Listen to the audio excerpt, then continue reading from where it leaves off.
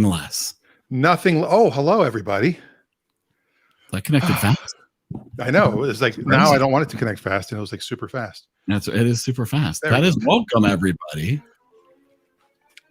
Tonight's a weird episode.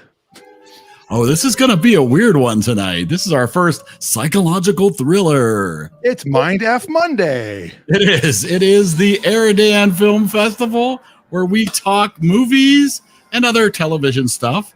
And tonight we take a dark turn as we look into the land of Mind F movies. Jacob's Ladder. So this should be fun and a little bit different. So strap on, hold on to the edge of your seat, grab your popcorn. Shall we? Let's start.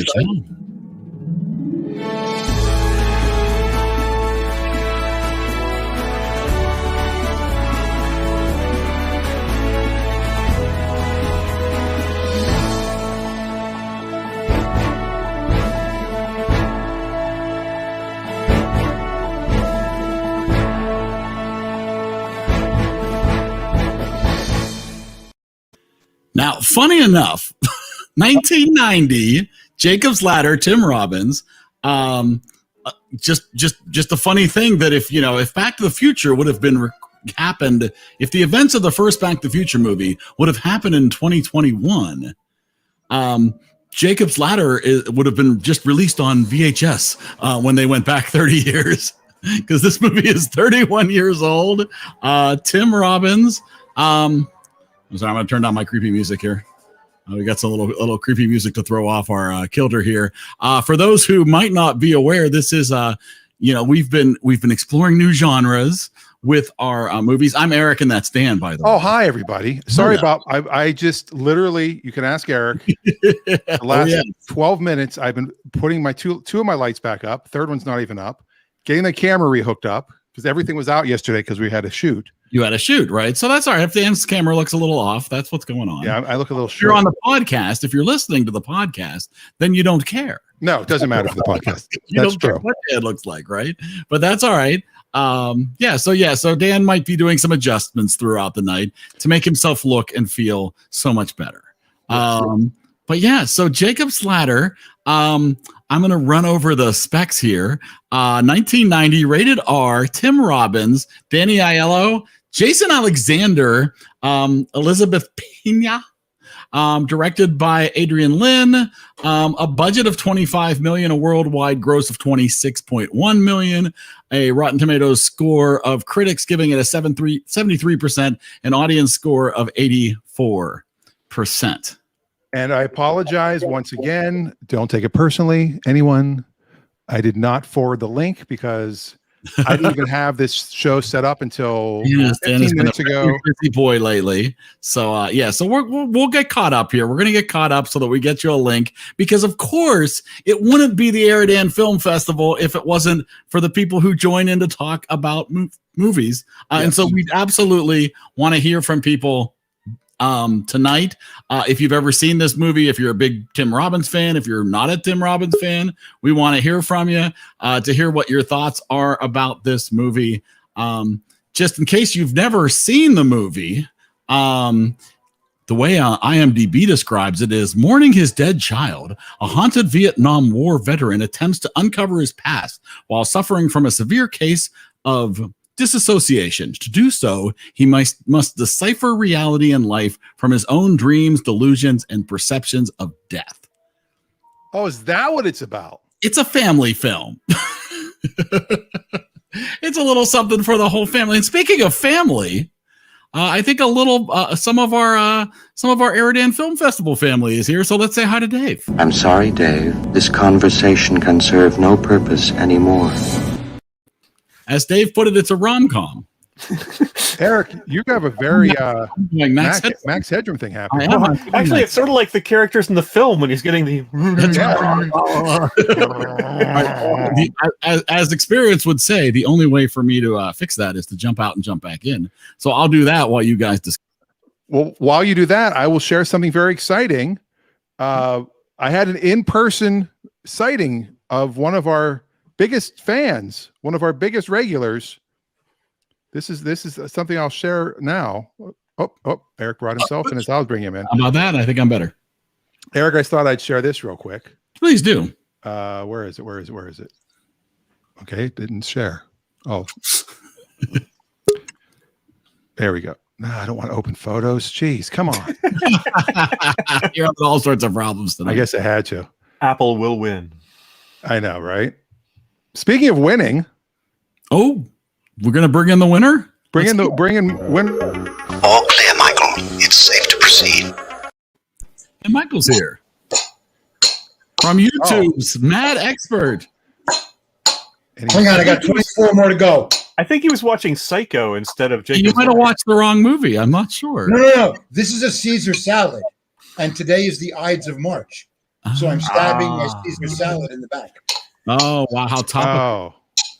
So here's what I wanted to share. One Marrow and the other Fernando. Look at this. Adam sighting. Me and Adam in the same space for the first time in probably over 20 years. That's as terrifying as the movie. No, it's awesome. I mean, those DeLoreans. Look at those beautiful DeLoreans. Cool. So that was fun. Awesome. And this was Adam's pick. This movie was Adam's pick. One of the first movie from our Mind F wheel. I had never seen this movie or any of the remakes that have been made since. There have been remakes? Yeah, 2019. There was a remake made of this. Who was in that? Nobody that I've ever heard of before. It went directly to previously viewed. You look like a monk, Mike. You look like you should raise your hood up and. I thought you looked more like Dieter from Sprockets. I don't know where you're getting monk from, but okay. Now is the time on Sprockets when we dance. Beep, beep, beep. So, well, hang on. Jacob Ladder 2019. I got it in front of me. So here we go. You ready? Who's that? Most they're not unknowns, they're up and comers. But if you look back at the 1991, those guys were all up and comers too. I mean, Tim Robbins still had to hit. Well, except for maybe Danny Aiello. Danny Aiello was known. Well, yeah, but this one's got someone named Michael Ealy, who for Jacob Singer. Michael Ealy was in. Let's see. Michael Ealy had done.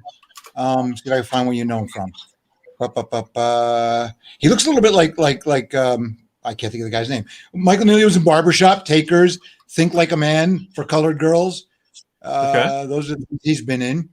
And he was in the remake, but not. And then Jesse Williams plays his brother. In the remake, they give him a brother. And Nicole Bahari, who you've seen and stuff, plays the wife. Here, wait, let me give him Nicole. So it sounds like Bahari. This is a who's who of who's that. So but none of us have ever seen the remake. Is that right? So we can't comment how faithful it was. And its IMDb score is exactly 4 less than the original. 7.5 versus 3.5. So Michael, you said you have seen it? I watched the remake because I was so disappointing at the ending of the original, and I was hoping that the remake would fix it, and they did. The remake is a much better film overall and better ending. That was one of the disagreements that the director and writer had with Paramount, which is why it moved studios. Was Paramount wanted them to change the ending, and they refused. Oh, what are you talking about? The original? Yes. Now, my fear with the remake is so I expected I wasn't going to like this movie because there was going to be a lot of like jump scares and a lot of stupid stuff like that, just sort of those kind of tropes. And that did not happen in this movie. And I thought, well, probably in 2019 when they remade it, they probably added a lot of that to try to add suspense to it. Nope. Oh, well, that's good. 2019, as far as being a mind mess film, sticks to what the original did as far as what's going on. Is he or is he not? Is it, it stuck to that premise, and there were no jump scares. There were, just like in the original, those moments where, what the hell is that thing that just walked by? Right. Some of that, not a real jump scare. I'm going to get to it when we score it. I got a mini review of both. Okay. Well, so this movie, if you've not seen it before and you really don't want it, I mean, it's a 31-year-old movie that maybe you don't want spoiled. But obviously, this is sort of trying to run to a surprise ending or an ending that you're trying to figure out? And Michael, you did not enjoy that ending? Hated it. Hated the ending. Hated the ending. Let me tell you, it took a page out of other films that were made in the 70s. I know this was made in 1990, but it had a big 70s vibe to it, not just because of the content, but also it reminded me a little Rosemary's Baby. And in Rosemary's Baby, if you ever seen it, no point in that film are you sure if she's going through a real thing or if it's an hallucination. Is there going to be a devil, or is it just a bunch of crazy people in her place? Or the Stepford Wives, where the main character is not clued in on what's going on around her. So it had that vibe to it, which was what was good about the film. But you did not like the. I mean, again, at this point, I think we can. I said, anybody who's not seen this or isn't interested in us talking, we can reveal. The most important part of the ending is in the movie poster that's up in the corner. That's another mislead. The whole ending was a big cheat, and the movie poster added to the cheat. I was just angry. I hate when movie posters clearly are done by people who are not the director or writer, and basically cheapen the movie. And I've seen it way too often. And this is a case where that poster is terrible for this movie. That's why I went with this poster for the larger version that we'd be seeing. Is just that poster is not representative of the movie, but in no way takes away from the movie. Yeah. Now here's the thing. So I started watching it, and the first few minutes, obviously, it's very bloody and gory. Yes. And I almost to the level of Saving Private Ryan, but not quite as bad. And I thought, okay, well, this is going to be a gory, bloody movie. And my mom started watching it and thought the same thing. And so she bailed. She's like, I just won't. I'm like, you don't have to score it. If you don't watch it, that's fine. Yes. And then I mentioned my wife said, so what movie you guys doing this week? I said, Jacob's Ladder. She said, oh, I love that movie. We used to watch all the time in high school, because she's a little bit younger by a few years, like 6 years. She's like Adam's age almost. And she liked the movie. She's like, yeah, let's watch it.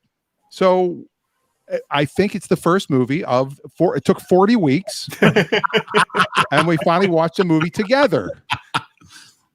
Well, I know. Now, what did she think of it as seeing it now, all these years later? Well, she liked it. I mean, it was interesting. She said, watch it again. And there was one point where I went, holy shit. And she's like, what? I go, that was Lewis Black. And she goes, what? Yeah. And I noticed like, that could have been Lewis Black. I'm like, that was Lewis Black. And I'm realizing he had just started comedy around then. So like he was like going between acting and comedy, and there he was. And the credits rolled, and it was Lewis Black. He was the neighbor, the doctor that was the neighbor. We rewound it 3 times at that point, because I'm going, well, I know this guy. Where do I know him from? Then it hit me. I'm like, wow, Lewis Black. And at first I thought Jason Alexander looks horrible. There's the uncredited Macaulay Culkin in it too, especially when this movie came out exactly 2 weeks before Home Alone. Right. So but he was way younger in this. He was suddenly a star. And he was way younger. He's uncredited in this. Like his name is not in the credits for this. But he was definitely younger. So did they shoot this like years before Home Alone? No, because the Macaulay Culkin really, he's not that much older in Home Alone. This probably was shot before it, but I don't think by that much. Even 2 years and a kid that young would make a big difference. I wouldn't think it was even 2 years though. But yeah. Well, let's Macaulay Culkin. Don't knock me off. I'll be right back. Jason Alexander, I will say, benefits from the fact that he didn't look great in 1990. He still looks the same. We just watched an episode of Young Sheldon where he appears in it. He looks the same as he did in 1990. He has a consistent look. Other than the hair. Yeah. Other than the hair, but that can be faked. Jason Alexander is one of those people who doesn't age. Yeah, neither does Tim Robbins. And this was another small problem with the movie. Everything I've seen Tim Robbins do, he's so forgettably vanilla. I mean, with the exception of Antitrust, but he was even forgettable in Shawshank. It was a great movie, but I did an IMDb search of the movies he was in, and I kept going, I forgot he was in that. I forgot he was Durham? in that. He's not forgettable in Bull Durham. But even in Bull Durham, he was just so vanilla. It was just Cadillac Man. I disagree with Bull Durham. He was not vanilla in Bull Durham.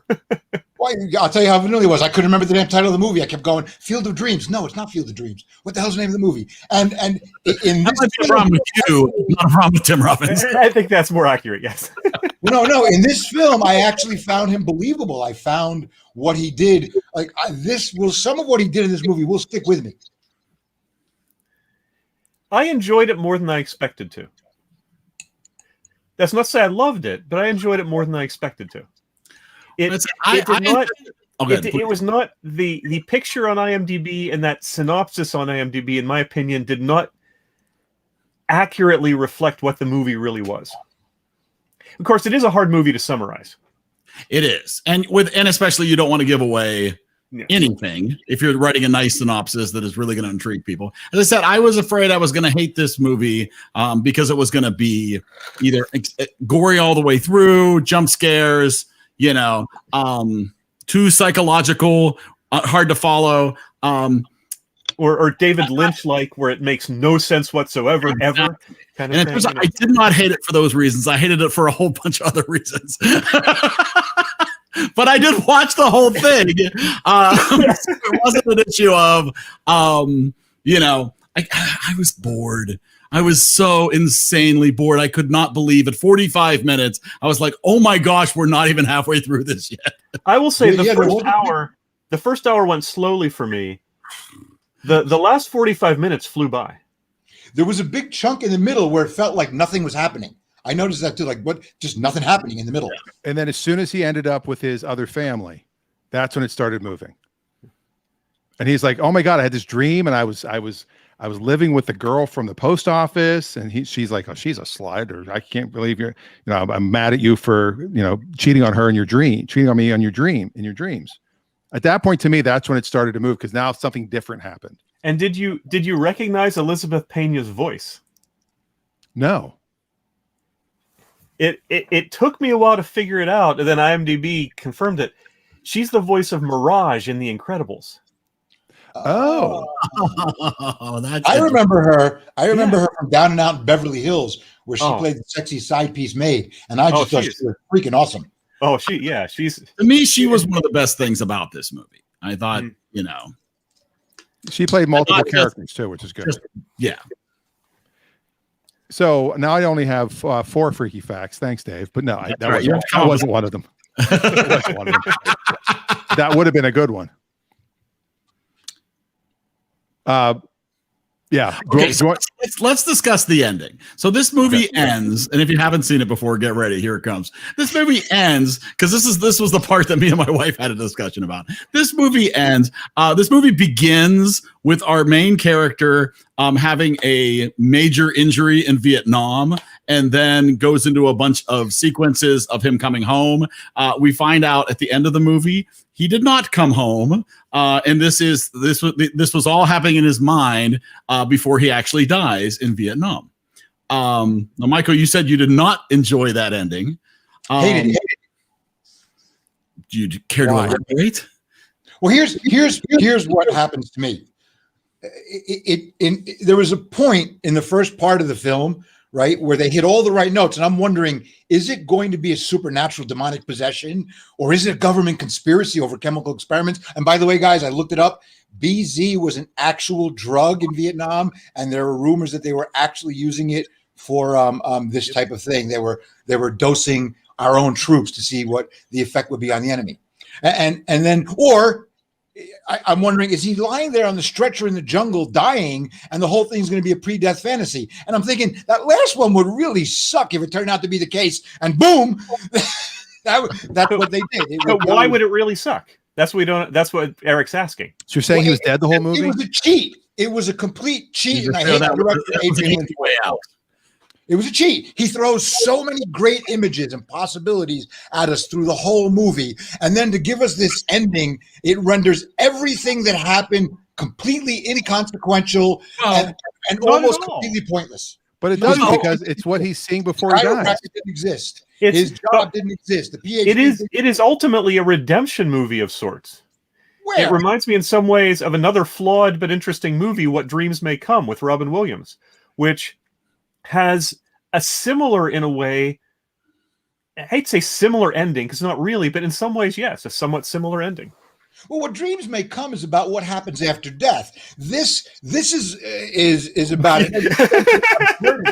That's exactly this movie's about. After death, because he hadn't died yet. This is all hallucination he's having on the stretcher, renders the entire plot completely pointless. All of the none of what happened existed. The lawyer, the lawsuit, none of it. And even the Chiron at the end going, BZ was a controversial drug. That even rendered that silly because we're not even sure if he was dosed with it in the beginning. And here's the thing. It's all an existential absurdity, which was a big clue because Albert Camus' book, The Stranger, kept popping up in scenes. See, but I think that's my disagreement with you. You said the whole thing was rendered cheap because it was just hallucinations. I don't agree with that at all. It wasn't hallucinations. It was his transition into death. That is not necessarily the same as hallucinations. Yeah. If you say then every death movie of someone and what happens when they die is all just hallucinations and you can discount it. No, here's the thing. It's not cheap. It's a cheat. In other words, the director's going, we're going to fool you. And at the end, it was the worst possible fool you he could have given us. It was like, nah, nah, nah, nah, nah. Look what I did to you. Ha ha. And that was just a big So what about The Sixth Sense? The Sixth Sense sets you up in the beginning. I remember I missed the beginning where Bruce Willis gets shot. He was taking a leak. Different movie. Popcorn. I showed up late for the movie, and the reveal was huge to me at the end. But if I had seen the beginning, I might have been going halfway through it, going, "I wonder if he's dead."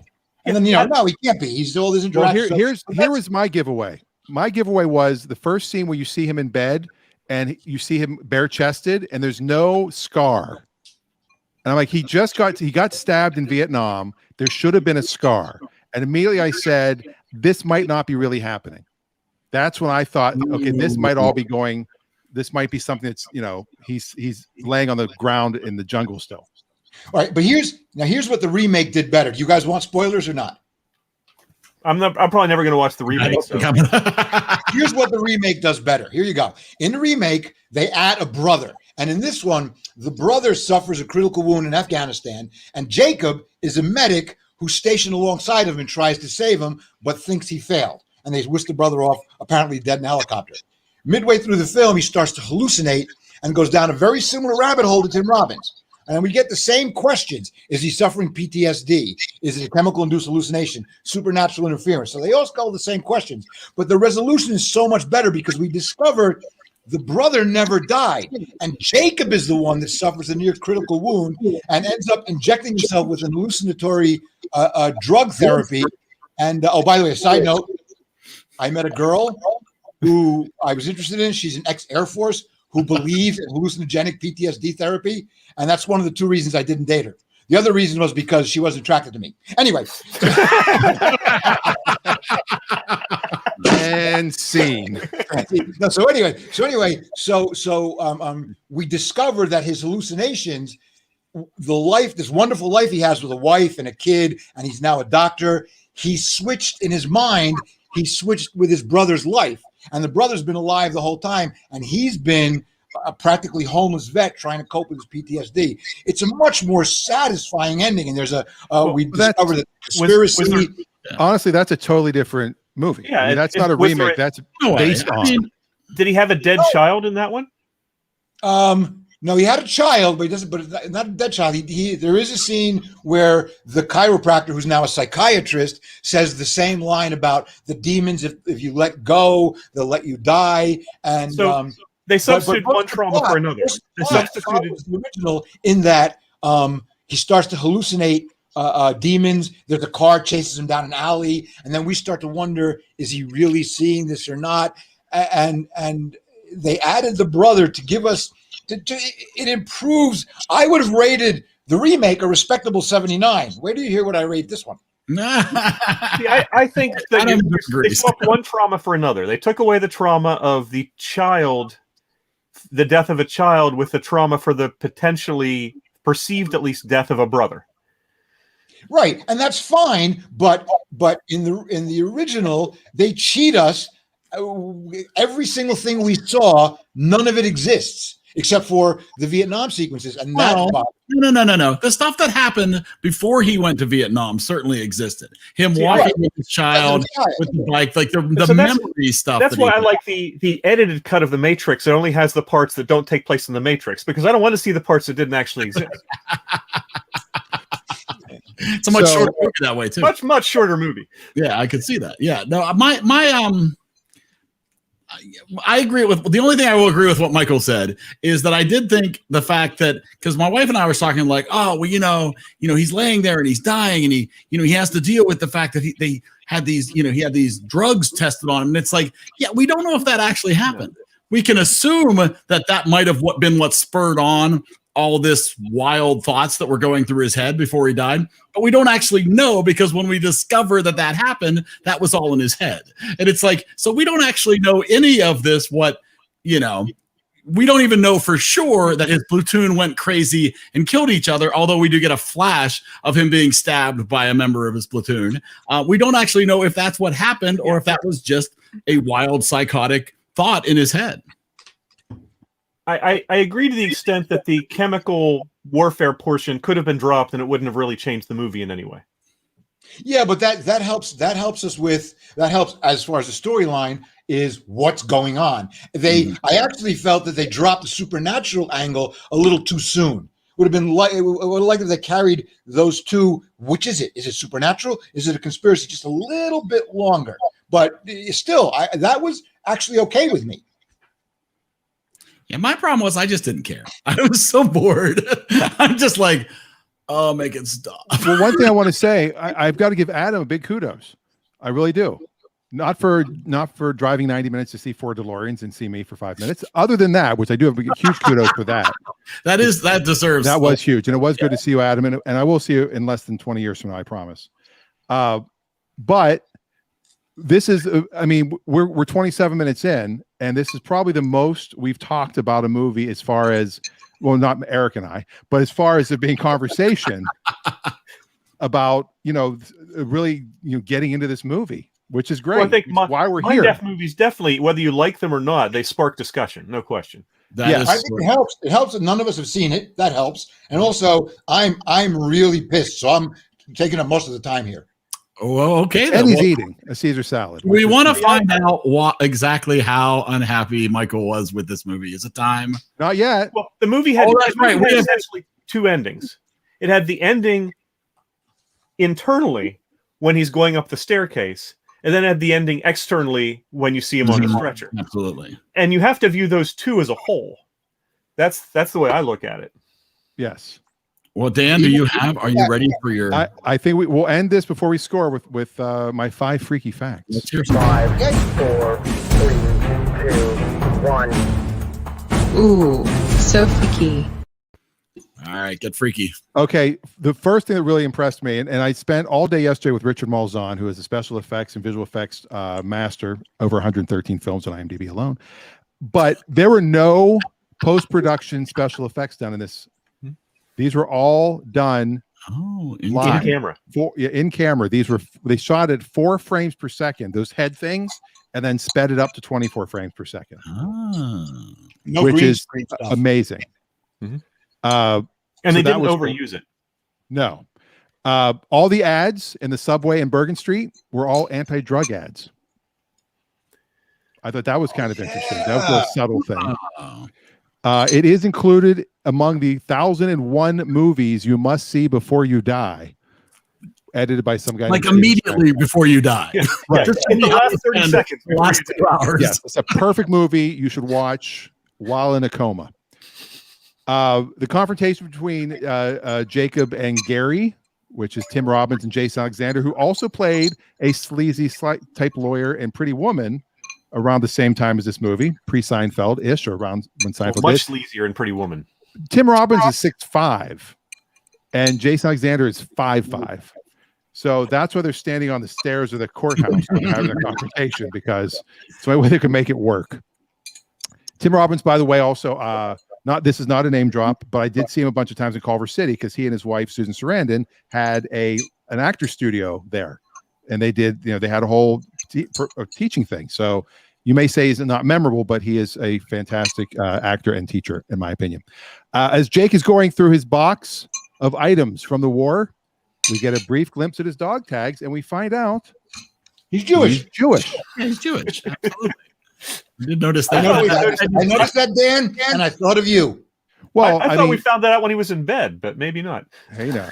Because he was whining and complaining? No, but I kid. She was. But Singer is usually a shortened version of Schlesinger. That's where and that is a Jewish name. And Susan Sarandon was up for Elizabeth Pena's role, and Pena fought hard to get that role because Sarandon was one of the contenders. Wow! See, there's Dave's freaky fact.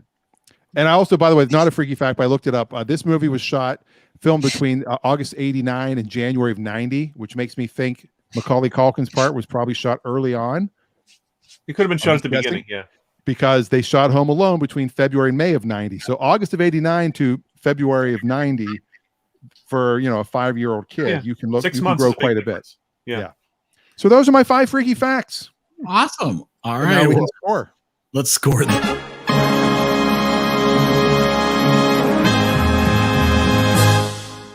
Okay, as you all know, we love to throw some numbers at a movie, so we're asking anybody in the comments, and obviously with us tonight, to rate the movie between 1 and 100. So we have our big ranking board. This will be the first Mind F movie, which I am working on an icon for that. But an exploding brain. It's a special one. So get ready for that. Obviously, we are rating this between the 95 that holds Back to the Future at the number 1 spot and the 41, which is keeping Howard the Duck way at the bottom of the list. I will predict that nothing will ever unseat Back to the Future. Or Howard the Duck. Well, we might. It depends, especially with a wheel making our decisions for us. We might still exceed Howard the Duck. You never know what might happen. Yes, Howard the Duck could very well improve.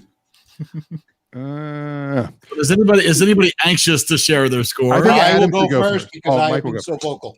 All right. I was on the road to give this a high rating because as far as a mind mess movie goes, it was hitting all the right notes.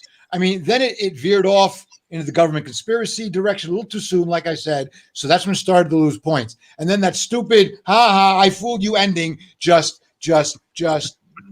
completely ruined it. I mean, I would have given it a 68, but that ending, because that was the year it took place, but that ending, just because all the trauma-induced incident, I couldn't score it high, so my final score is 58. 58. All right. It's not terrible. That's not like I said, it was hitting all the right notes, and there were some good performances. Even though I said that I feel Tim Robbins in general is vanilla, he stood out in this film, and there was some good stuff, and there were little things to look for, like Camus' The Stranger and Dan's posters that were, all these little things. All right, I will go next just because I'm going to join Michael in this, and then hopefully everybody else will help raise the bar as far as the rating on this goes. Not for the exact same reasons from Michael, but for me, I wanted my time back. I was just so bored, and I could not believe how long it seemed to last. And I wasn't curious anymore. I was just over it. And so for me, this falls down to where I put Take the Money and Run. And I'm like, let me look at my scores. I'm like, well, what would I rather watch again? Wow. And it's like this. I really did not have a good time watching this. I just, and I'm like, well, but I wasn't quite as angry as I was at the end of Take the Money and Run, but close. So Take the Money and Run, I rated a 35. And this I'm rating a 36. Just a little better. Wow. You hated it more than I did. I did not have a good time. I'm going to go next. Okay, go ahead, Dan. I will say that I went into it with high hopes. I started it. My hopes dropped. I started to think I might not be able to make it through it. And then I actually enjoyed it. It is not a movie I need to see again. So that automatically loses a lot of points right there. It's not a movie that I would say to my son who loves Mind F movies, you got to see this one. Because, I mean, it's not one of those, in my opinion. It's not such a shock. I agree with Michael on one aspect that the end was kind of anticlimactic because it was kind of like either you're like, it's either this or you've got to shock me. And it didn't shock me. So I'm going to go a little higher than both of you, though, because I do think it is a good piece of cinematography. I do think it's a good movie. In the Mind F genre, it's not one of the best. I'm going with a 68. Okay. For the year it took place. Solid. That's what Michael was originally going to give it. Okay, we got Adams. Adams at 85. 85. Oh, by the way, side note, Gary wanted to say hello. He's at work. If he gets a break, he's going to try and log in and throw up his score. But Okay. Yeah, Does he work at the casinos? he does. He was a poker dealer also. That's how I know him. Oh, nice. got a poker. Well, yeah, absolutely. And we always give people to the very end of the show to throw out a ranking. So hopefully, he gets a chance to. Or he could text it to you and you could tell us. That is also all right, Dave. The floor is yours. Yes, I will preface this by saying I did not go in with high hopes. The summaries and descriptions of it, and it's not like I researched it before I watched it. I didn't want to do that, but at least did a quick glance at what IMDb said, and it did not look like a movie I would enjoy. I was surprised by it. It I won't say it pushed all the right buttons for me. That would be wrong. What it did was mix two genres. It mixed the Mind F movie with a redemption movie. And if you weren't wanting both of those, it will leave you unsatisfied. If you went in wanting a Mind F and the redemption left you going, I can see that. I sympathize more to some degree with Mike than I do with Eric, in that I don't understand how someone can be bored by this movie. I can understand how someone would come away disappointed, especially if it built you up in a certain direction and took you in a way you didn't want to go. I would like to see a cut of this movie that was 45 minutes slower, and I think for 45 minutes shorter, and I think maybe I could be okay. But it just maybe see all the 10 to sequences 15. felt very long. 45 would be way too much. The original's about 15 minutes shorter.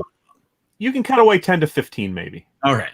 But continue. Sorry. But so it got better as it went to me. And I will partially disagree with Mike in the sense that I think it did set up, it could end this way, or this way. And I think as long as it was well done, I could have been happy with any of those endings. And it chose one. And it was one I didn't find disappointing. So, I don't go as high as Adam.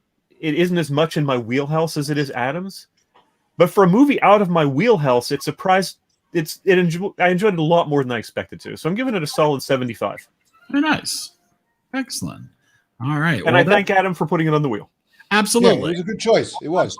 And I might watch it once more because it'd be interesting to watch it now that you know how it ends, just to see things you might have missed the first time. It won't be one I'll go back to over and over, but if you're going to do that, I suggest watching the remake instead. First of all, to you, the remake is about 20 minutes shorter. And I want to speak one thing I forgot to mention about war movies in general. Even though this one didn't have much of the Vietnam War, I'm not a big fan of war movies, mostly because they tend to glorify war. But the Saving Private Ryan, the opening of this one, they don't. They show you how ugly and horrible it is and stuff that happens, and that to me was a good thing. Like Full Metal Jacket is a nice. This is, war will mess you up. Well, so Dave, I will ask, on Friday, you mentioned that you were going to watch the first 20, 30 minutes of it and then tell your wife, my sister, whether it was something she should watch or not. And I was curious if that happened and how that went. I only watched it yesterday evening. So given that yesterday and today were both very busy days, it didn't give us a lot of time for me to then give her time to watch it. I would say I would not steer her away from it, but I don't know that it's something she would necessarily want to watch. See, and that's where I'm at with it. Where it wasn't, as I said, it wasn't. I have a feeling that me and her would stay away from the same kind of movies, and this wasn't a movie. The good news is it was very violent at points, but as Mike pointed out, the violence was appropriate. The violence was the horrors of war, and that wasn't stretched out. There were maybe 10 minutes of war footage out of a almost 2-hour movie. Right in the beginning, and this is what happened. My mom mentioned she stopped watching after the first bloody minutes, and then I encouraged her to watch it, which she did, and she does like mind bender movies.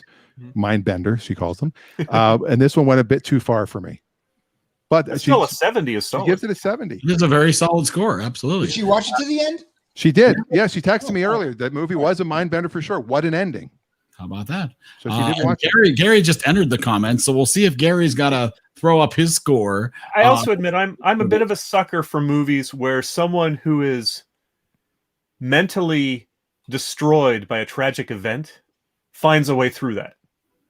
So that part of it hit the note for me. Yeah, he died. He wasn't mentally destroyed. He was dying. No, I'm talking about his son dying. He was mentally destroyed by his son's death, and he found a way through that.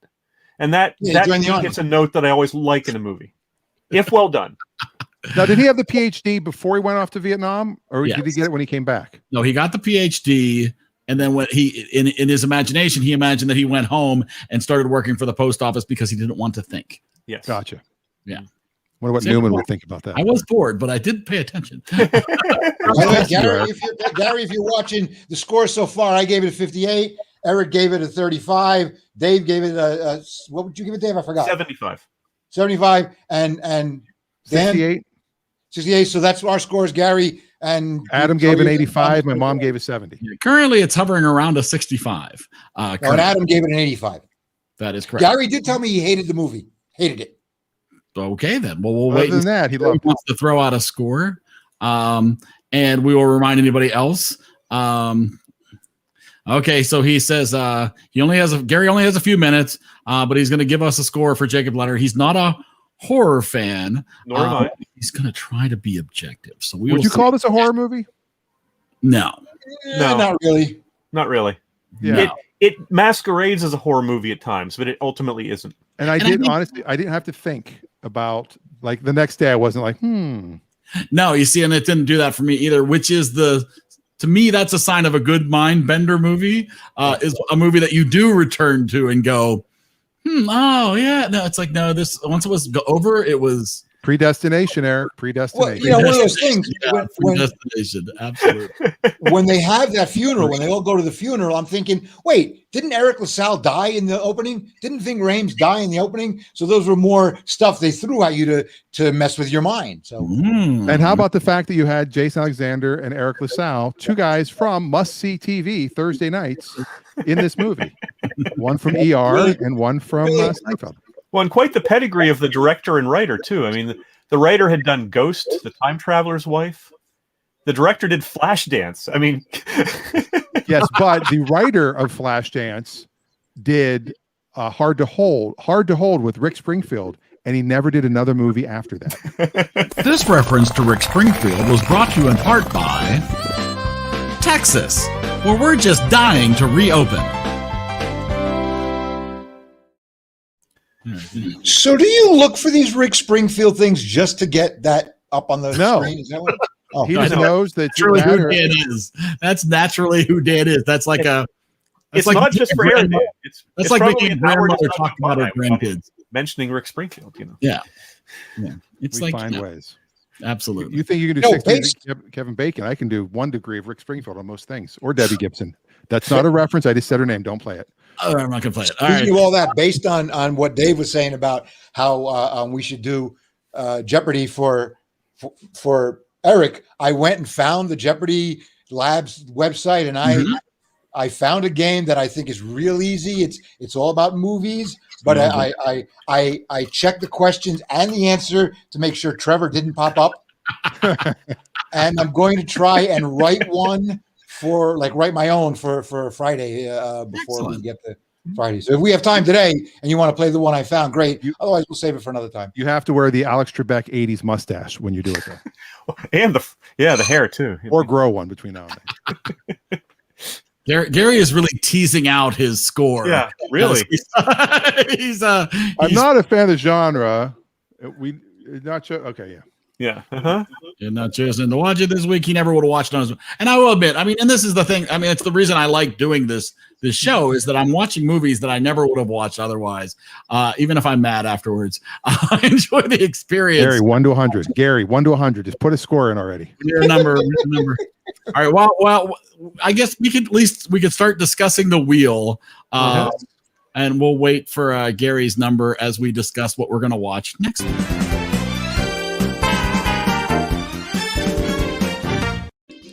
All right, so we're going to go visit the Wheel of Genres.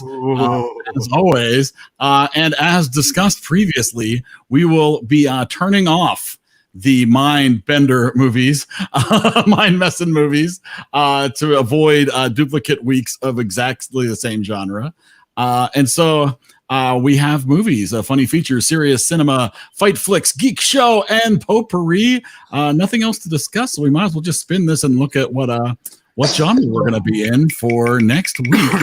Here we go with the wheel of genres. There it is. Ooh, geek show, sci-fi, fantasy. Okay. Yeah. So now we're going to talk. Now we have never had a chance to visit this wheel yet, so obviously it is blank, and so we are looking for people's suggestions for. Sorry, I got a little piece of paper. I've been writing notes. So we're looking for movies that would fall into the sci-fi, fantasy. I would assume that could be superhero movies, a little science fiction. I don't know. It depends on your interpretation of science fiction. We did get Gary's score, by the way. Gary gave it a 58 for last. I'll be generous. So that was a generous 58 from Gary. Actually, it's an identical score to what Michael gave him. So I'm going to guess that that's not going to move it at all in the rankings. Nope, just a little bit. Okay. Open there. There you see the big spreadsheet of week after week. Okay. So we need your thoughts. And again, this can warrant a little discussion if people feel the need that we need to discuss a little bit what we're including in sci-fi and fantasy. Obviously, Star Wars and The Hobbit, but what else? You guys feel that, do you feel like The Avengers is more of a action movie, or are those sci-fi fantasy? That's one of those that could go in either category. Mm-hmm. It can fit in both. I would say that a movie like The Avengers or Iron Man is more action than sci-fi, but then you go with the X-Men, and that's more sci-fi than action because they're dealing about mutations. So they're all like on that line. We're gonna be pretty open to this. Well, honestly, when I had first suggested this category, I suggested we had combined them too, that they were action and science fiction. But I know that gets a little messy too. So we're gonna just see where people fall into what they suggest. I got one I want to put right up there. All right, let's put it. The classic granddaddy of space travel sci-fi movies, Forbidden Planet. Ooh, yeah, Anne Francis. We did Forbidden Planet as a musical at BPA a couple years ago. Robbie the Robot. Yeah. Leslie Nielsen as the captain. Yeah, Anne Francis as Anne Francis. Whew. Yeah. And Walter Pigeon. Adam 56. I'm going to throw up Adams for him. Star Trek II, The Wrath of Khan. Good choice. I was considering that. That was seriously on my short list. Nice. I was considering Star Trek, but then I because they originated from a TV series, I didn't think it would, No, it's a movie. Oh, absolutely a movie. The movies. Yeah, Eric, you have one yet? I don't. I what's funny is I have all these notes, and I've come up with a lot for every other category except for this one, which is only funny because I've watched so many science fiction movies. I wanted to do something that I had never seen before. Okay. And I realized there aren't a whole lot of these types of movies that I haven't seen. So then I went, well, what about something I haven't seen in a long time? I'm like, no, I really want to go with something I haven't seen. And I don't know how available it is, but oh boy, I'm going to go with the George Lucas THX 1138. Oh, I haven't seen that in years. Whoa. I've never seen it. It's a chilling look at 25th century totalitarian state where mankind is. I'm not going to try to influence opinions. Stripped of any individuality. I will not state my opinion of it. THX 1138. Now I'm starting to wonder if I should just say no. I should switch it. That'd be interesting. That's one I'd like to watch. More mainstream at the moment, but I'm just debating. Yeah, I'm going through a list here because I've They said it's been to see what kind of movies Rolling Stone considers to be sci-fi. I've got a list here. I'm debating also do I go vintage or do I go a little more modern? Well, we've already got we got vintage, we've got semi-vintage, we've got 80s. So I was considering The Day the Earth Stood Still, but I'm not sure. Not the remake, please. That was my runner-up. The Day the Earth Stood Still. Yeah. Which is another movie they made them change the ending to. I did not know that. Yes. Yes. The Earth didn't stand still. What's funny, looking at Rotten Tomatoes, I'm looking at the Rotten Tomatoes 100 science fiction and fantasy movies. Probably a controversial list that they're considering. Just in case, here's number 1 through 10, starting with number 1, Black Panther, Avengers Endgame, Toy Story 4. Toy Story 4. Wizard of Oz. Now, I guess it's fantasy, right, as well. So we get Max Road, Fury Road, Spider-Man Into the Universe, Wonder Woman, The Shape of Water, Thor Ragnarok, and Arrival are the top. But number 12 is Snow White and the Seven Dwarfs. So you can see where they're stretching fantasy. So that's where I went to Rotten Tomatoes and just did best sci-fi movies. And number 1 is 2001: A Space Odyssey. Number 2 is Back to the Future. 3 is Blade Runner. 4 is Metropolis from 1927. Ooh. 5 is the original Star Wars movie. 6 is The Matrix. 7 is Inception. 8 is Terminator 2. 9 is Alien, and 10 is Mad Max. All right, so those are some out there too. See, Mad Max qualifies, but I'd certainly put it more in the adventure genre. Yeah, agreed. I'm going 2001: A Space Odyssey. Movies I've never seen. This would end up being the movie with the least dialogue if this ends up making. I might be bored through this as well. My mother put in The Shape of Water. Ooh, good movie. I have not seen that one. Guillermo del Toro. I'm going to go in a different direction. I like Benicio del Toro better. I'm taking mine off, by the way. I'm going Close Encounters instead because, again, a movie I've never seen. You've never seen Close Encounters? Wow. Really? Of the third kind? I've never seen. You've seen the first. You've seen the first and second, but the third kind. Yeah, but the third, I couldn't find a copy on. All right, RoboCop. Nice. Oh my God. That's awesome. That's fantastic. It came down to RoboCop or Darkman. Oh my God. I like it. And again, not the remake. I don't have to say that ever, do I? Oh crap! Wait a minute. Hold on. Watch the remake. Hold on, I might change mine. Hold on a second. Uh-oh. Well, I remembered I wanted to do one that Richard had worked on. Now Gary was in the comments. He was making a joke after we had made fun of him for giving it a 58, and he said that okay, make it a 28, but he said he was just kidding for last week's movie. But Gary, if you still are listening and haven't gone back to work, and you want to throw out a sci-fi or fantasy movie, but he might be gone. So, and then we need to see if Dan is going to stick with his choice. What'd you find, Dan? I wanted to see something my friend Richard worked on because I thought that'd be cool. We could have him, call in and talk about it like we did with Bill and Ted's Excellent Adventure. Right. And Simone. Hellboy. He worked on Hellboy. Yep. And Simone. He was visual effects supervisor for Simone. Muppets from Space. That qualifies. That certainly does. Fantasy and sci-fi right in there. Please, I beg of you, do not pick Call the Conqueror. Two Evil Eyes. Honey, I Shrunk the Kids. Oh, Space Camp. Meatballs Part 2. I've never seen THX, and I think I should, so I'm gonna leave mine. Leave it? I'll leave it. I think it'll be a good movie to talk about. All right. Well, I'm going to give this a little shuffle, and I'm going to give it a spin, and let's see what we're watching for next Monday for the EriDan Film Festival.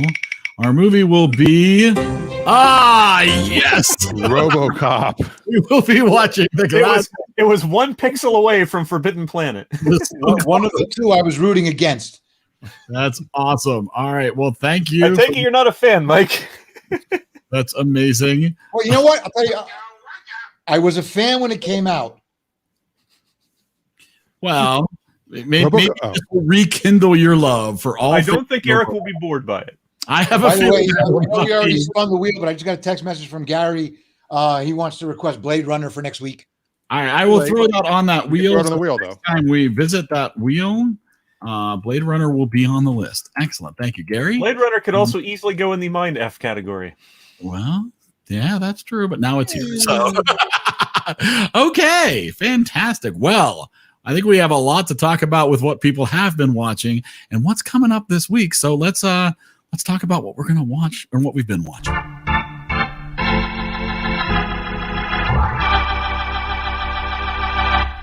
All righty. So here is the part of the show where we talk about what other things people have been watching, whether they loved it or hated it. Anybody have anything they want to start with? Silence. All right, I've got a bunch because I have watched quite a few things actually. So because of last week's viewing of Silver Linings Playbook, this week me and my wife decided to watch American Hustle. Good movie. Same director, Bradley Cooper, Robert De Niro again, Jennifer Lawrence again. Good movie, solid. Yeah, I didn't think it was as good as Silver Lining Playbook, but I really enjoyed it. No, but it was good. We enjoyed that. We just watched Raya and the Last Dragon, which is on Disney Plus. Enjoyable, predictable, not amazing, but enjoyable.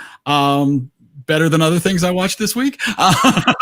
And then lastly, and I don't know if anybody, I might be the only one here, but my Super Bowl was last night. The Grammy Awards were on last night. And I don't know if anybody else had a chance to watch the Grammys. I love award shows. I've been watching as much as I could stand through most of them this year. But obviously with the COVID restrictions, the award shows have been pretty lame for the past 12 months. But I thought they did a really good job with the Grammy Awards last night, that they were really, the way they scheduled the performances, the way they shot them, the way they really limited the amount of actual awards they were giving out. The pacing was really good. I mean, it was 3.5 hours and my 13-year-old sat through the whole thing. He complained a lot, but he sat there through the whole well, so his dad is easily bored, we've learned. So, maybe it's very true. But I sat through 3.5 hours of the Grammy Awards and we're not bored. And they even performed, Cardi B and Megan Thee Stallion performed WAP right there on the Grammy stage. Which is Trevor Noah said, if your kids are watching, tell them it's a song about giving a cat a bath. I believe exactly right. It's like the wheels on the bus. It's just it's a cat washing show. What's up, Pelosi? That's what it stands for. What's that? No, there were obviously some performances that weren't my favorite. But I could say that about any Grammy presentation. But I thought they did a nice job. I thought there was some very memorable moments. I am mostly bored by award shows unless the hosts are really good. When Billy Crystal used to do the Oscars, I'd watch for Billy Crystal. Oh, absolutely. But other than that, maybe the Tonys is maybe the best because they do have some very good performances of shows that I haven't had a chance to see. So that's interesting. But other than that, my favorite is the daytime technical Emmys. I mean, that's on noon. Because the lighting of a soap opera is everything. Yes, they do it in the lobby of a Holiday Inn Express. Live from the Holiday Inn Express in Beverly Glen, Kentucky. This had that feeling. I mean, obviously they had all the budget in the world, but they couldn't do, a huge spectacle, outside of having the dancers come in with masks on. And there was a few that were, Adam in the comments mentions he does not enjoy today's music. Straight trash would be the quote from Adam. But kids today in their music. I will say it was not shocking to me. It was very clear to me when I watched maybe 20 to 25 minutes of the Grammys, because it was on when other people were watching it, that it is not, for the most part now, music that I enjoy. I'm not going to say it's bad or anything. It's just not music that I enjoy, so that makes it even less enjoyable to me. Of course, I would have said the same thing 5 years ago when country was all over the place, and it was like, it's not music I enjoy. So it has nothing to do with hip hop or anything. It's just not my. Clearly, they were aiming at a young audience for this year's broadcast. I mean, it was Harry Styles, it was Haim, it was DaBaby, and Bad Bunny. I mean, this was obviously aimed towards getting younger viewers, but with this format, I felt like it was absolutely appropriate, right? It needed to be just so music driven. I did not want to see them roll out Paul Simon on a dolly and probably let him perform. Paul McCartney. They did have Lionel Richie. They did get Lionel Richie out there for a moment. Nicole's dad?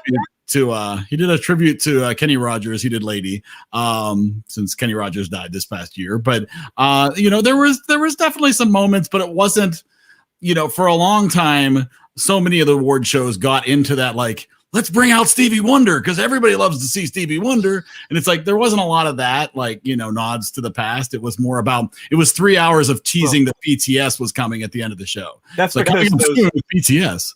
Well, that's because those old tropes that they would trot out, the old, they're very COVID risk right now, so they're not going to have them anywhere near people. The people up for awards, the big stars that were up for awards were there. I mean, Beyonce was there, Taylor Swift was there. Beyonce, well, they can't tour now, so that's true too. Beyonce is now the #1 Grammy recipient of a musical act. As far as a performer goes, she now has 28 Grammys.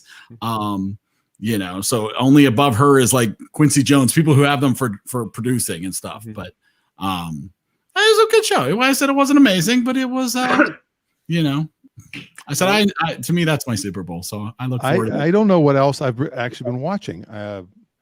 It's weird. I know I've been watching things. I watched the making of WandaVision. That was fun.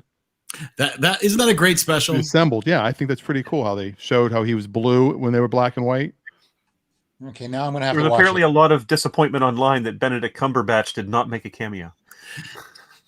Yeah, well, I fell for it too when he said he was going to be working with a great actor that he loved, and he was talking about himself. Paul Bettany, he's such a tease. But it starts right off with him getting cast to be the voice of Jarvis. And he's got this great line where he says that, what's his name? I'm forgetting his name. Jon Favreau says, I need a boring, no personality voice. And I thought of you. Well, thank you. So he later gets to play an android. Yeah. I at nap time, because I take a nap in the middle of the day, I'll put a movie on I've seen a million times before to fall asleep to. So the other day I put on Breakfast at Tiffany's, and it kept me awake because I had forgotten how enjoyable that film is. Yeah. Well, it's so stylish. It is. Yeah. It carries the screen easily. I was watching a couple old flicks. I had just picked up, every once in a while, I'll scroll through what TCM has coming up and say, oh, they're showing a bunch of movies by such and such, and I'll record a bunch of them, and when I get to them, I get to them. And I had completely forgotten he was born in Pittsburgh. But I watched several William Powell movies, who was absolutely marvelous on screen. One of the rare actors who managed to make, without any hiccup whatsoever, the transition from silent to sound pictures, because his voice was just marvelous. Not what you would expect from a Pittsburgher. Let's put it that way. But I watched. I can't remember what the first one was I watched. The second one was the Kennel Murder Case, or the Kennel Murders, which I saw that last week. Yeah, which was surprising because one thing that caught my eye or ear was there was a doctor in it that multiple times says, "I'm a doctor, not an engineer," or "I'm a doctor." Not. It's like, is this where Bones got it from? Bones was a hack. I've seen all the Thin Man movies. They're fantastic. Him and Myrna Loy had some amazing on-screen chemistry. Absolutely. I mean, they were such massive stars from those movies. It was incredible. Well, Yeah. I would always watch my fall asleep. Not that I'm napping in the middle of the day yet, but my fall asleep show was Star Trek, the original series. I would just turn it on and it would just play, and I'd have weird dreams about it. And I noticed on Netflix all of a sudden it wasn't showing up anymore. And I'm not sure if maybe it's just a Paramount now or what happened, but Paramount Plus. but it might still be on Netflix. I don't know. But the old Twilight Zones that I love. I started watching those again, and the very first one, which I know I've mentioned, I love it because it takes place. There's a scene in Town Square, which is Hill Valley from Back to the Future, and you can see the clock tower. And it's funny because the show was filmed in 1958, so there's actually the clock tower in the 50s. Which episode was that? Episode 1. But what was it? What was the title of it? Or I don't remember. Who was in it? I don't remember. I fell asleep. Weren't you paying attention? Always falls asleep. A clock tower. We all hate you right now. That's fabulous. Right now. Hey, do we have time for my movie Jeopardy, or are we gonna cut? That'd be fun Friday, wouldn't it? I think we probably could do a quick. We could do it. But I was going to mention before we jump to the game, I want to mention what's coming up this week is that this week we get both the Snyder Cut and the debut episode of The Falcon and the Winter Soldier. On Disney Yes, I saw that.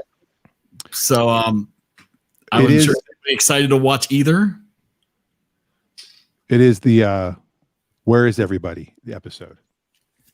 I am not into DC for the most part, so unless the reviews are like, "Whoa, this is great," I probably won't go out of my way to watch it. And it's 4 hours. The Snyder Cut is 4 I know. hours. I know. I feel like it's going to be a huge disappointment, but I'm going to try and split my viewing into 2. So you're gonna do a Peter Jackson on it. So you're gonna make the Menza cut of the Snyder Cut. Yes. Fair enough. All Just right. put an intermission in the middle. Well, I was going to say the Twilight Zone episode is called "Where Is Everybody," Dave.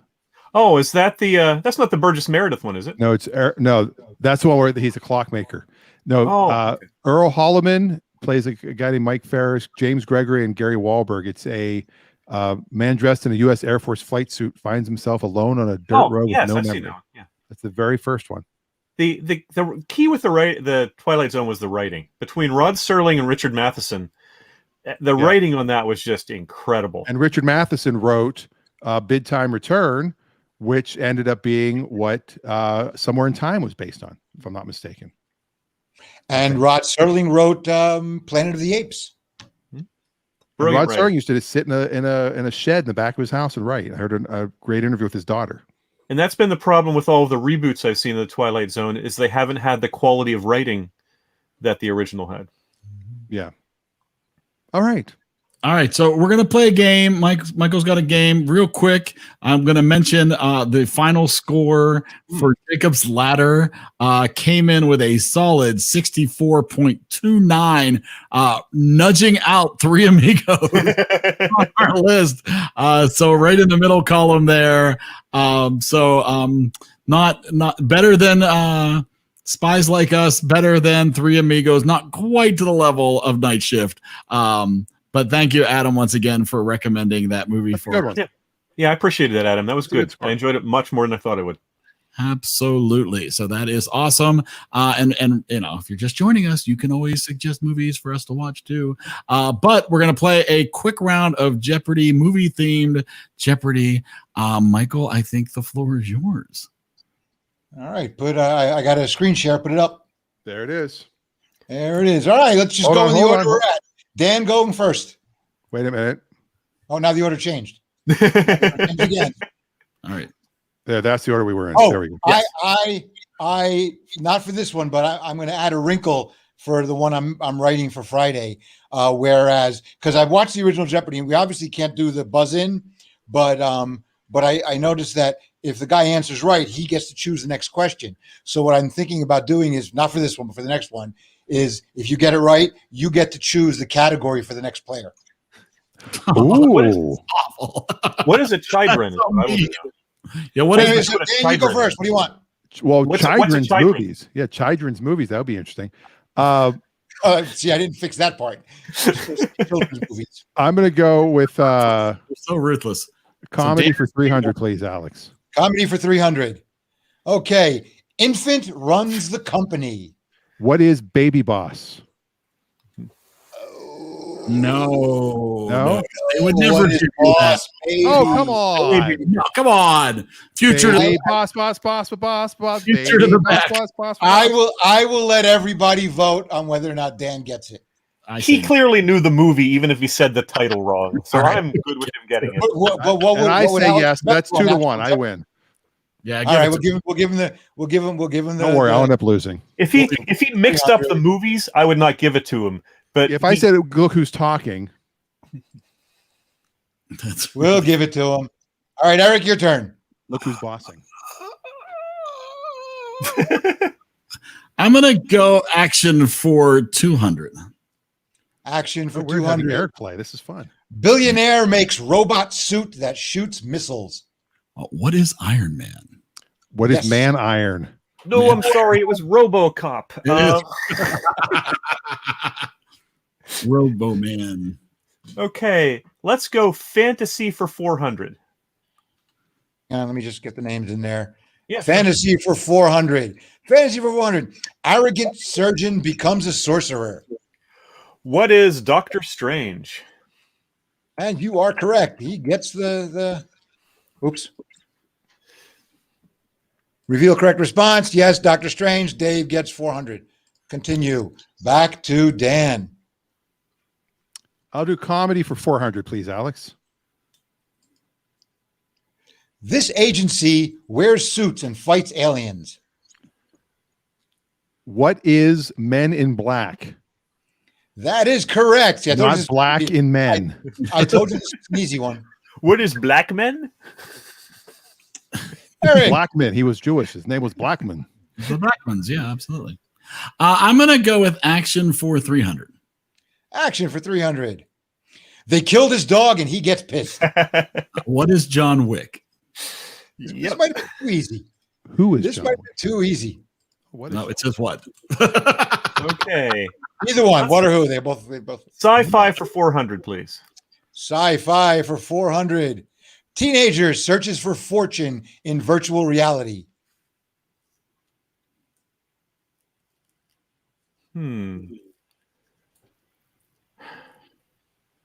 What is Ready Player One?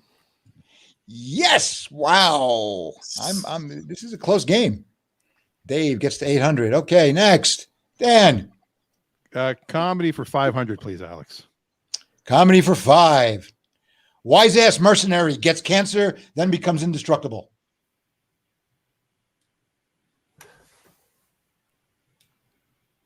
Why? I mean, I know this. Wait, hold on.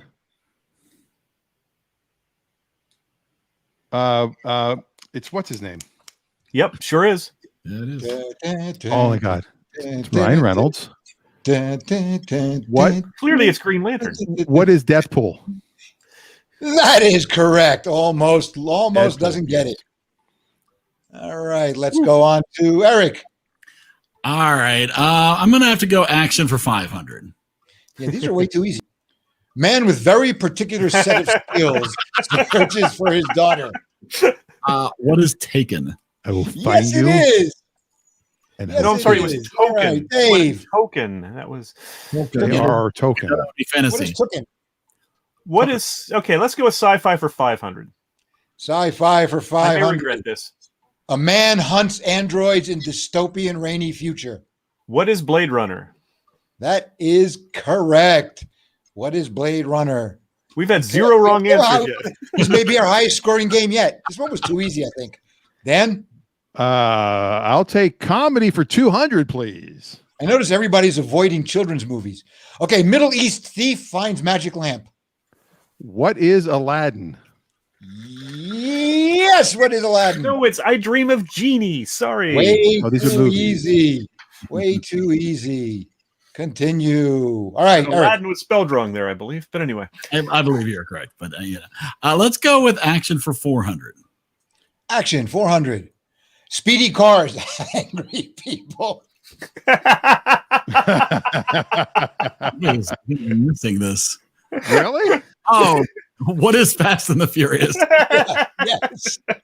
That's awesome. That is That's one funny. you didn't even have to really know.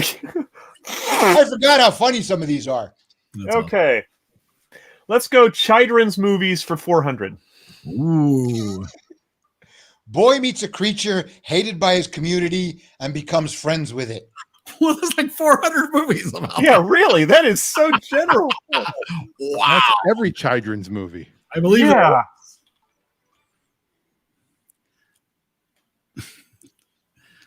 Man. Okay. Oh, man. I've come up with 3 so far.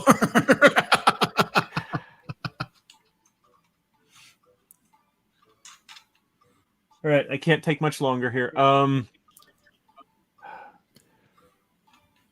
I got a pizza downstairs. Yeah, I know. I know. I mean, it's already cold, so it's not a big deal. But. Okay, your guess? I honestly don't know what to say. Even though I'm sure it's not right. I'll say, no, it's not it. Say it. No, Say it. got nothing. What is got nothing? What is How to Train Your Dragon? Whoa. Okay. The entire race of dragons was hated by the community, not a creature. I was thinking Puff the Magic Dragon, the Iron Giant. Oh man, Pete's Dragon even would have made more sense than How to Train Your Dragon. Absolutely. I'm gonna close out comedy for 100. That way, That was a terrible one. Closing out comedy for 100. Small yellow creatures help an evil man. Now, there's different names for the movie. Hold on. No, there's not. Well, isn't there? Yeah, there is. Yeah, because there's. I mean, they're the Minions, but wasn't there a? Well, clearly it's the original movie. Yeah, it's the first, not the sequel. Okay, what is Despicable Me? That is Minions. That's what I was going to say. I'm going to give you Despicable. I'm going to give you Despicable Me because Despicable Me is a much better answer than what is. yeah, I'm giving you that answer because I thought I checked all the answers. Sorry, I missed this one. Trevor. Trevor. Eric. Goddamn Trevor.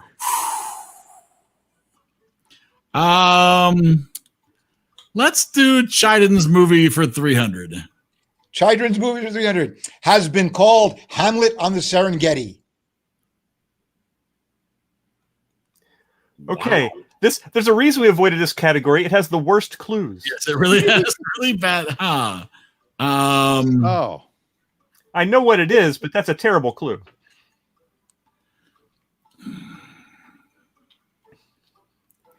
Wow. Ignore everything but the last word. Yeah. I'm going to go with what is the Lion King? That is correct. Oh. Hamlet on the Serengeti. His father's killed by his uncle, who marries his mother, and he's got to reveal that it's Hamlet. It's an easy one. Because children know the plot of Hamlet. Absolutely. No, but you guys should. Yes. I'll go Fantasy 500. I got some catching up to do after that debacle. Fantasy 500. Strange man has a bag full of magic animals. What is Minions?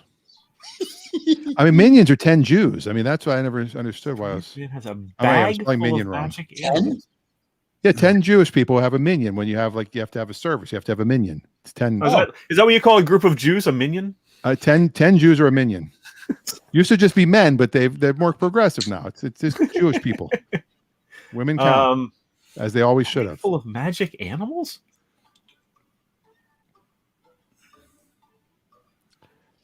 Santa Claus. Claus. I have an issue with this if this is what I think it is. I have nothing. I can think of things close to this, but not anything that's Throw a bag something full of out. magic. You know it's probably it. Assuming it's badly written.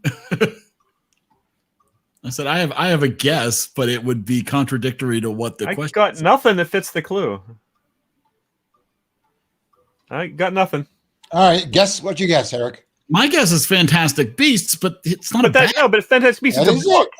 Yeah, It's it's not not a bag. It's not a bag. It's not a bag. It's a book. And a chest. He has a chest. He doesn't have a bag. It's not a bag at all. I hadn't seen the movie, so I didn't think I needed to change this one. Really nerdy of us. This from the guy who swore he checked every question. I did check them all, but I remember the movie. He opens up a bag and no. In fact, he has a chest and he goes down into it and it's massive inside. And it's wait, doesn't he open a bag and the thing comes out of it? Some demon comes out of it. No. All right. I just Googled bag full of magic animals and nothing came up about this movie. So. I would give Dave points for that just because that was a terrible question. I'll give it a push. I won't deduct anything.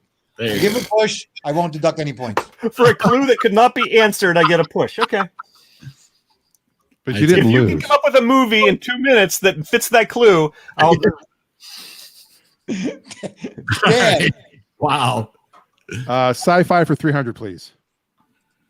All right. Rich old man makes dinosaur zoo. But understand it might be a poor old man who makes a cake. Yes, pretty much.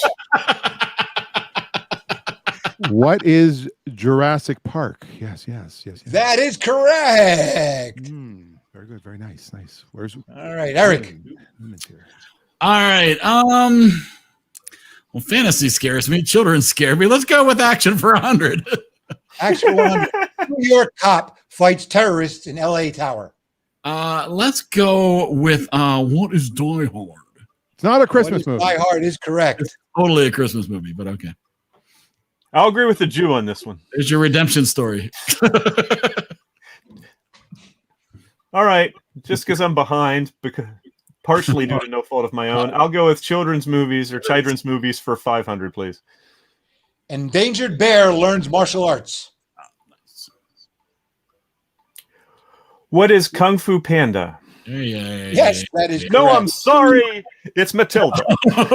Oh, it's Winnie the Pooh. It's the Matrix. Dan. I will do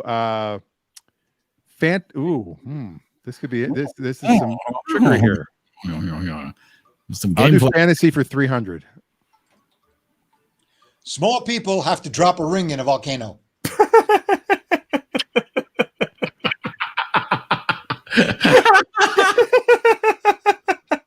Now you see why I took this one. First thing that popped in my head was Joe versus the volcano. I was right. Yes, thank you. What is Lord of the Rings? Yes, Lord of the Rings. Which is actually a series of movies, not a movie. Yes, but did they actually drop it into the volcano in that movie? No, okay. No. Well, there's no movie called Lord of the Rings. It's Fellowship of the Ring, The Two Towers, and Return of the King. There's no movie named The Lord of the Rings, even if someone claims they checked all these answers. I got it right no matter what. You know what? Eric didn't get nearly as hard of a time. Right? Oh, no. I get it every week. That's all right. We're going to go sci-fi for 200. Oh, Eric gets it hard. Sci-fi for 200. Series of films where superheroes assemble. Okay, let's be honest. I could name 12 of them. And if you're going to say series of films, the answer should be the Marvel Cinematic Universe. But I'm going to say the Avengers. So I'll say what is the Avengers is correct because not all Marvel Cinematic movies they're assembling. They only assemble in the Avengers movies. But it's a series of films where they assemble, and in multiple movies they do assemble. There's no series of Avenger films. They are all part of a larger series. There's a lot of, and it's, but okay. Didn't they assemble in Justice League and the X-Men? 200 points. The Fantastic Four. Be happy about that, and I won't complain. All right, fantasy for 200.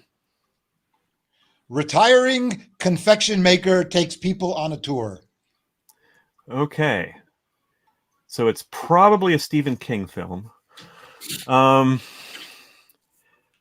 going to assume it's the first movie and say Willy Wonka and what is Willy Wonka and the Chocolate Factory? That is correct.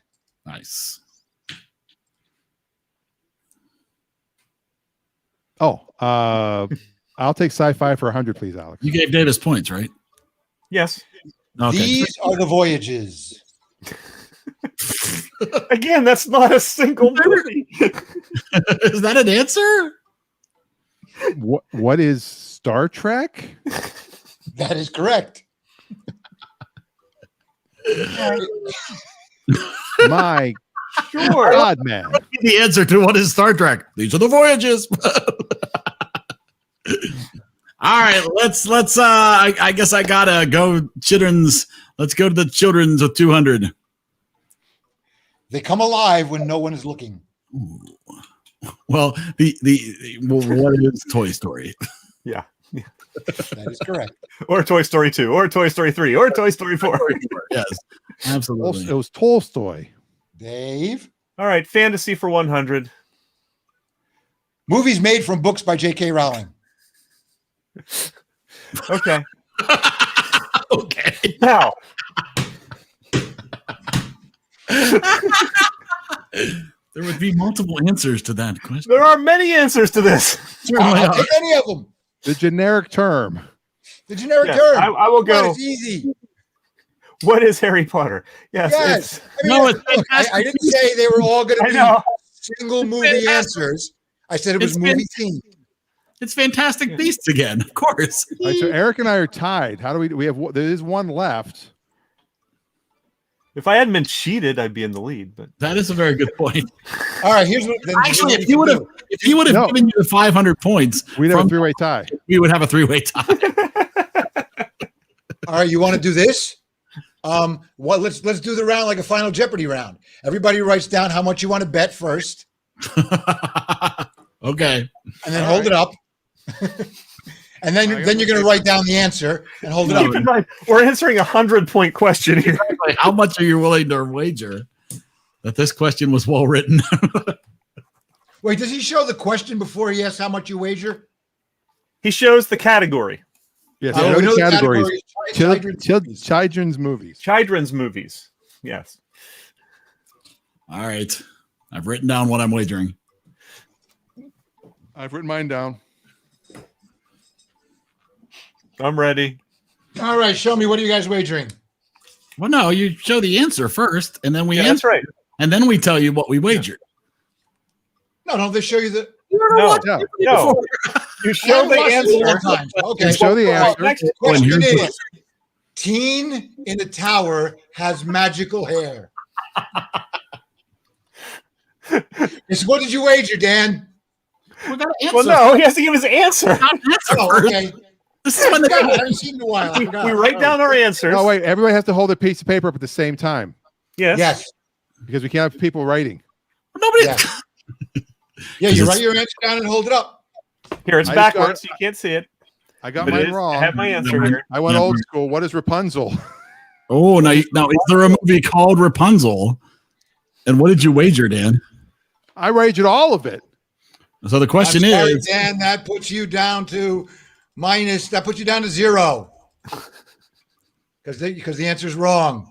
all right. Eric, I'm what's your Rapunzel. I don't know if I can get this to focus. There it is, Tangled. You can kind of see that, and I wagered Eric it. bets the whole 2,200. I did. I bet it all on Tangled. And I bet it all on Tangled. Now, what it all is up to you. But What is Tangled? I will share a victory lap with Dave on this on behalf of all the Fantastic Beasts. So wait a minute. Let's just be straight here. Tangled was Rapunzel, right? It was the story of Rapunzel. yeah, but he's saying, but the question says teen in a tower. So Dan was answering the teen. I know this is the Teen is problem. Rapunzel. Every answer was a movie. That's Yeah. the same with Star Trek. Well, These except that not every answer was a movie because we had Harry Potter and we had Lord of the Rings, which was not a movie. Well, that's a very good point. That was a very good point. And- Adam Jones has been answering. I just flipped back over to the comments. Adam Jones has been in the comments and has done very well. There was a TV movie called Rapunzel in 2009. Did you know this? Of course. And when you Google Rapunzel the movie, Tangled comes up. So I'm just saying. I'm just saying. The judges would not give it to me. At the end- Congratulations, Eric. Well, 4,400. You win. Given how the question was phrased, I don't blame you a bit.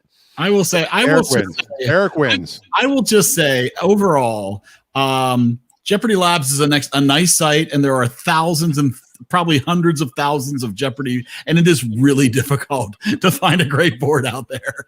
You do have to vet it very thoroughly. Well, this is the free version. Don't forget. And even if you make your own, then people have different thoughts about what a 100 question is versus a 500 question. I would not be as upset about 100 versus 200 versus 300, as when the question just does not have a valid answer, or when Trevor is involved. Well, yes, when they ask about, who comes on December 24th with his Honda Chevrolet full of roasted meats. Honda Chevrolet. Honda Chevrolet, yes. The famous On Honda, on Chevy, on Pontiac, on Buick. Yeah, some of the questions I'm going to try and write one for Friday. I'm going to have a movie category, something that Denise will be good at, like the 90s. I'm trying to get one fashion. It's going to be one about politics. I'll do one about the periodic table. Adam says it best. These answers were vague, but I don't disagree. Yeah, I mean, it's, if you want to, it could be. Some of them were excellent. How many steps away from Kevin Bacon is this person? Like the rapid and angry people one was that was a good one. There were some really good ones in there, interspersed among some bad ones. Yes. Some of them were funny. That's why I picked this one, because there were some funny ones. I said, we're at an hour. Oh, go ahead, please. No, you go. No, you go. I was going to say, we're at an hour and a half. I think we should call it a night. I think. And I never noticed before, Dan, that the timer goes red once we pass the hour mark. No, I thought it was always red. I think it's red all the time. No, it changed to red as soon as we hit an hour. Oh, maybe Dan has that set somewhere. That might be a preference. Well, I mean, the live is red. Because I was sitting here and I went, oh, something changed in the corner. I went, what was it? And it was at 10001. It changed it exactly an hour. Oh, no, that's interesting. Oh, and we just my went ahead mind an was fooling me. And somehow we just went ahead an hour. 2 hours? Maybe we should just sit here and watch. It turns green. It might. You never know. This No, way it didn't. I don't think it changed colors the other night, because I could be rewatched completely it. mistaken. It's happened before. If you doubt that, I'll put my wife on. Oh, well, okay. Don't make him do. Don't make him do it. All right. So here's the part of the show where we ask you again to subscribe to our podcast, leave us positive reviews, tune in Friday, where we will probably be talking about more ridiculousness that's happened this week, and playing some games. Hopefully that Michael have come up with, and maybe I'm working on maybe a little Family Feud again. We can ask people how they spent their stimulus money. That is a very good or how they spent the hour they lost. You mean the one you're going to get back in the fall, right? Yeah, but you get exactly an hour. Like, I want like an hour and 5 minutes. Like, I want some interest on that hour. I have no interest in that hour. I'm so happy to see the sun shining a little later at night. I miss it less now than when I was commuting, because I hated driving home and it was already dark. It felt like the day was gone. Yeah. Well, when I was in my 20s, I was DJing at the Beaver Falls Holiday Inn Mr. every Pease. Saturday night, and every night when I was done at 2, it was instantly 3. And then I would get home at 4 in the morning DJing. I do not miss that at all. I also do not miss when we pulled the hour back. All the patrons who would be, hey, it's only 1 o'clock. You should stay open. And some bars did that. Ours did not, thankfully, because, no. All right, that's not going to happen. All right, so please join us Friday night for fun conversation games. Anybody have anything they want to pimp? Michael, have you posted anything new to the Mensa? Nothing yet. I'm writing the Coming to America review. It's taking me longer to write it than I thought, because there's so much in it to address. So many talented people in that film. He spends just 20 minutes on changing the TO to the number 2 and how confusing that is. Yes, I do actually. That's true. I addressed that. That's like 10 minutes. I think that a much better title would have been Second Coming to America. I think it's interesting because it's a sequel that actually, when you say it, has the exact same name as the original. Yes, which I think is one of the bad things. So critical for a critic. That's why Three Amigos 3 would have just been called Three Amigos. What would you call the second one? Second would have been Chevy Six Chase Amigos. was unavailable. Three minus 1 Amigos. I will be watching clips of Dan's Dad Scene 1 all week. Ooh. Because we did film last night. And if you heard the dogs barking for a moment, the hard drive was actually just dropped off. Ooh. In Richard's big diesel truck. The dailies have arrived. The dailies have arrived. We've got sound. We've got audio. It was fun. We'll see what happens. Now you've put in all the special effects.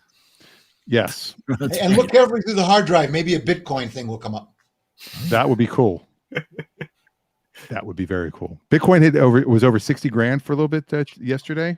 I don't know where it's at the moment, but we could talk about Bitcoin. We have a lot of things we can talk about on Friday. It's your show. Whatever you want to talk about. It's a social hour. We just we talk. Absolutely. For a drink, we talk. No big whoop. It might be last Friday because theoretically I go back to work this weekend, and I will probably be working Fridays. I told them I have to have Mondays off for this. I'm glad you have priorities. EriDan is to blame. That's right. It's good to have priorities. Yeah, and Gary can work Mondays, right? He just clocked out. He goes, "Can we chat for another 2 hours?" No, but you can rewind and watch the show from the beginning. That's right, Gary. Watch it again and just keep leaving comments in the notes. We'll go back and read them later. That's cut down. I've noticed that doesn't happen as much as it used to. Yeah, people used to rewatch the show on rewind. They thought it was live. They're like, "Why is no one responding to me? Are you ignoring me?" That was on a day ago. How does YouTube work? Crazy kids. Today's music sucks. No, I'm kidding. All right. One other thing. What do you got? Mike, maybe Friday you can give people some poker tips. Poker, I barely know her. You maybe can give some tips about poker since you deal poker. You've played professionally. Mm-hmm. Are we having poker discussion on Friday? We could do whatever. That could be a good thing. You could have a poker Jeopardy game. We could play poker where everybody just uses their own deck because that would work. Commonly known as the dead man's hand. I might have to put a poker category on the wheel. That would be interesting.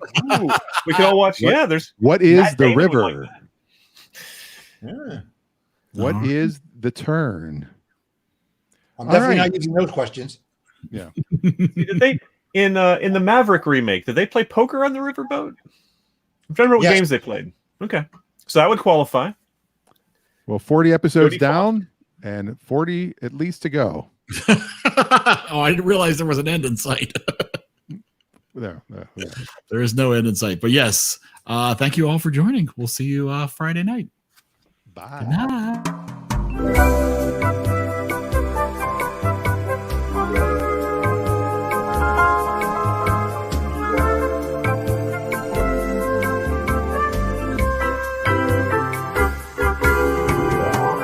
Goodbye.